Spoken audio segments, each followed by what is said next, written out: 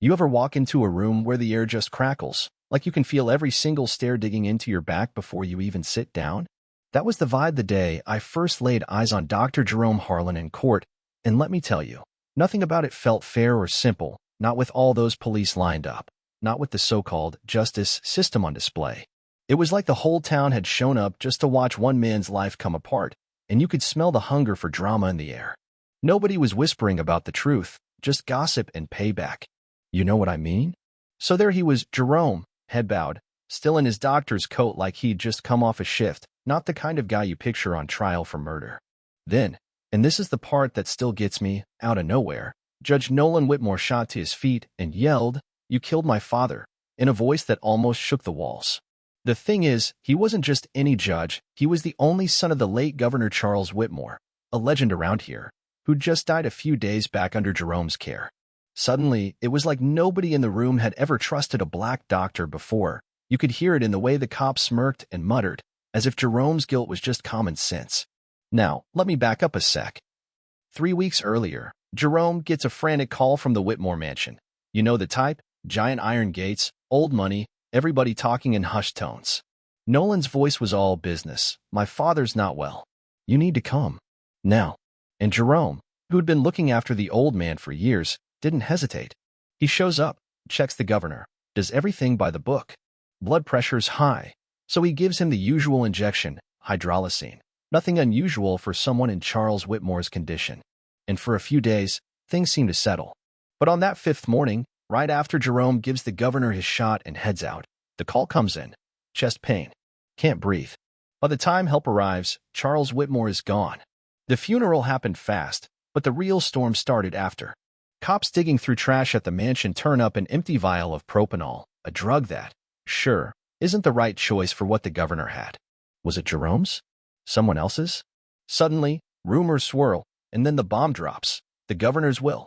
Almost his entire fortune, something like $240 million, goes to Jerome. Not a penny for Nolan. The press went wild. You can guess the headlines. Black doctor manipulates governor, walks off with fortune. It wasn't just ugly, it was dangerous. Now, Jerome, he didn't break. Didn't shout. Didn't beg. Just waited in his cell, calm as a man holding something the rest of us can't see. He kept saying the same thing. The truth would come out, one way or another. So we're back in the courtroom, and the whole place is boiling over. Judge Elwood pounding her gavel, Nolan yelling, the crowd on the edge of riot. When she asks Jerome if he pleads guilty, he just looks her in the eye and says, "No, Your Honor, I didn't kill anyone." Like it's the simplest thing in the world. Then, right as things get ready to explode, the doors slam open and this girl comes flying in, must have been 17, barely 5 feet tall, nerves all over her face. "I have evidence," she shouts before anyone can grab her. Place goes dead silent.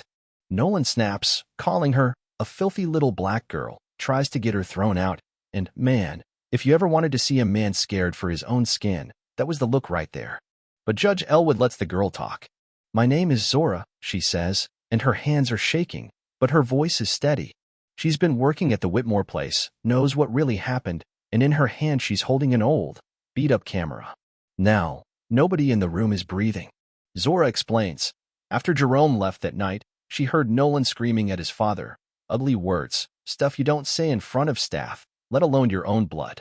She didn't want to get in trouble, so she kept out of sight, but something felt off. Later, while cleaning, she accidentally knocked over a planter and found this camera, one the governor must have hidden. She turned it on and found footage from the night he died. The courtroom screen flickers to life. You can hear hearts pounding.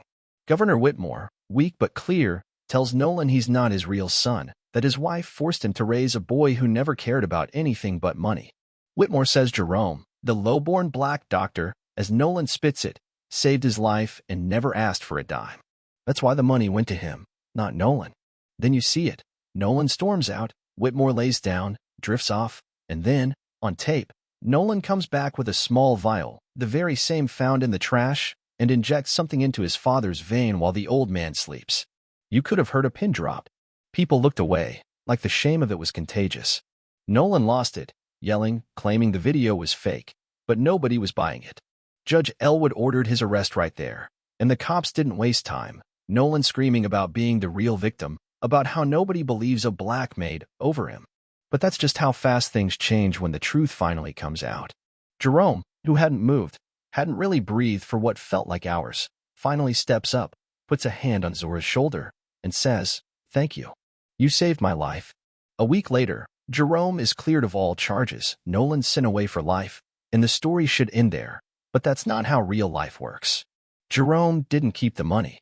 Every cent from the Whitmore estate went into a foundation for black communities and the homeless, the Whitmore Redemption Foundation.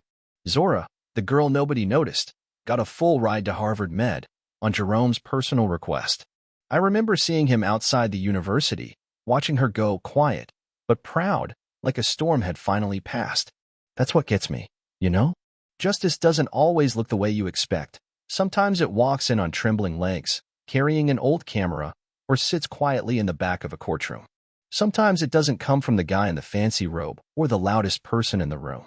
It comes from the ones who risk everything to tell the truth, the ones who refuse to let someone else's lies be the last word.